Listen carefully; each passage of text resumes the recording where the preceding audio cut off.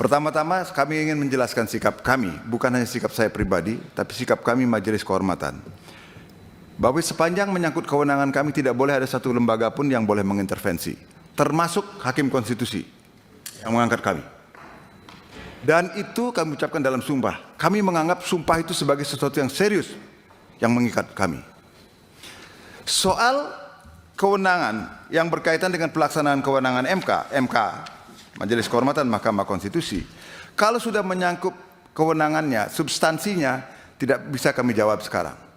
Tetapi yang jelas yang bisa kami sampaikan adalah Bapak dan para pimpinan dan anggota Komisi 3 sudah tadi berkali-kali menyampaikan tugas Majelis Kehormatan, fungsi Majelis Kehormatan adalah tadi Pak Nasir Jamil dengan bagus menyampaikan penekanan perbedaan dari tone PMK 1 2023 sampai 2024. Dan itu pula pendekatan yang kami lakukan Pak Nasir, yaitu lebih baik menjaga daripada menghukum. Karena mungkin itu tidak ini Pak, tidak populer. Karena kalau menghukum kan sangat populer Kak. Kita dikutip oleh media bermacam-macam, tapi bukan begitu cara kerja kami. Kami justru sering menjadi tidak populer karena lebih sering mengingatkan. Makanya Ibu dan Bapak juga tidak tahu berapa hakim yang kami ingatkan kan? Pernah Bapak tahu? Tidak pernah. Tapi kemudian berapa yang kemudian terdeteksi untuk tidak sampai melanggar kan tidak tahu juga. Sampai kemudian kami membuat laporan tahunan. Iya kan? Baru kemudian itu menjadi terbuka. Nah itulah yang kami kerjakan Ibu dan Bapak sebagai bentuk tanggung jawab kami sebagai Majelis Kehormatan. Jadi sepanjang menyangkut substansi yang sedang kami tangani Ibu dan Bapak tidak bisa kami buka di sini. Tidak mungkin. Karena kami akan menyalahi sumpah kami akan menyalahi hukum acara.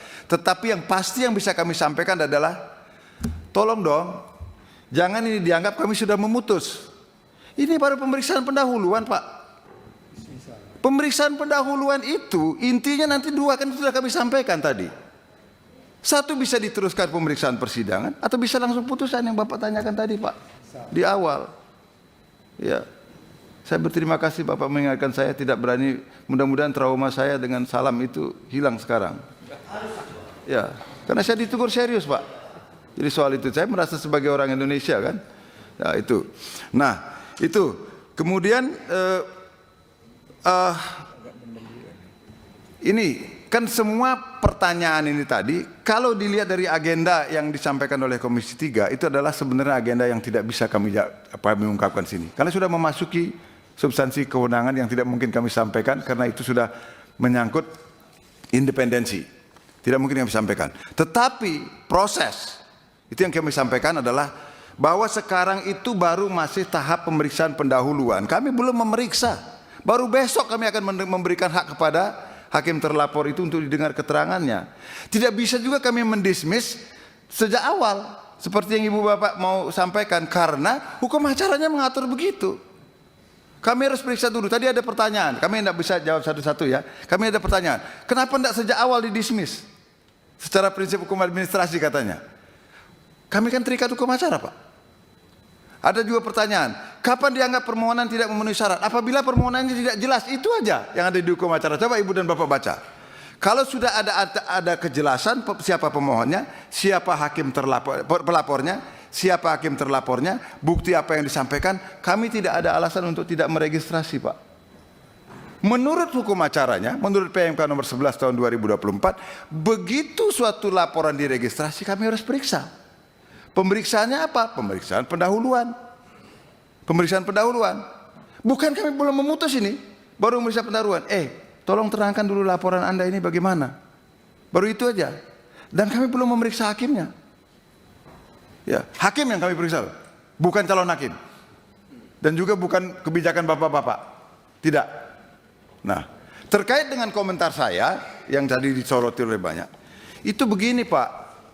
Waktu itu kami dimintain pertanyaan sebagai mantan anggota panitia ad hoc 1 Badan Pekerja MPR. Harus saya tegaskan. Dan sikap akademik saya dikaitkan dengan sikap akademik saya sebagai guru besar hukum tata negara. Mantan anggota panitia ad hoc 1 Badan Pekerja MPR. Kira-kira kalau bapak-bapak berada dalam posisi saya, apakah saya tidak akan menanggapi soal itu? Kalau soal nanti kaitannya dengan putusan Majelis Kehormatan, Ibu dan Bapak bisa periksa. Selama kami memimpin di Majelis Kehormatan, adakah putusan-putusan Majelis Kehormatan yang ultra vires? Sependek ingatan saya rasanya tidak ada. Kami cukup tahu dan cukup bijak tadi Pak Nasir Jamil menyampaikan mana yang menjadi wilayah kewenangan kami dan mana yang tidak. Dan kami juga mengerti apa yang dimaksud dengan excess du pouvoir, menyerobot kewenangan lembaga negara lain yang secara hukum administrasi itu tidak dapat dibenarkan. Benar, kami juga mengetahui dan sangat menghormati bahwa usulan untuk mengusulkan hakim konstitusi ada dari 3 cabang kekuasaan negara, DPR salah satunya, dan itu kompetensi absolut, tidak mungkin kami ganggu gugat. Tidak mungkin itu kami ganggu gugat. Yang menjadi soal, dan itulah yang dipersoalkan oleh para pelapor yang belum kami putuskan. Apakah nanti seperti apa bentuk putusan kami itu adalah, apakah proses transparansi itu sudah berjalan apa belum dalam proses pemilihan hakim. Kan itu ya. Apakah itu menjadi kewenangan kami? Nah, Bapak, saya ingin menyampaikan bahwa tugas kami, Ibu dan Bapak sudah berkali-kali mengingatkan kami, dan terima kasih untuk soal itu. Kami memeriksa hakim konstitusi yang melanggar ini. Itu job description yang diberikan kepada Majelis Kehormatan. Tapi kan ada dalil-dalil pemohon yang harus kami periksa, dan itulah fungsi pemeriksaan pendahuluan untuk menjelaskan bagaimana keterangan dari para pelapor ini. Itu yang kami laporkan, Ibu dan Bapak. Jadi kalau di sini tadi siapa yang meminta? Bapak meminta kami, laporan kami itu adalah begitu sangat normatif katanya. Yang diberikan bagaimana tentang proses Pak Adus Kadir, nggak mungkin kami sampaikan, Pak. Itu adalah independensi kami. Kalau itu yang Bapak minta, lebih baik saya minta diberhentikan jadi Majelis Kehormatan. Serius. Karena itu adalah mahkotanya Majelis Kehormatan, Pak. Nggak bisa kami paparkan di hadapan orang lain, karena itu harus kami rahasia bertiga. Bahkan staf pun tidak tahu ketika kami akan memutus itu. Download Tribun X sekarang. Menghadirkan lokal menjadi Indonesia.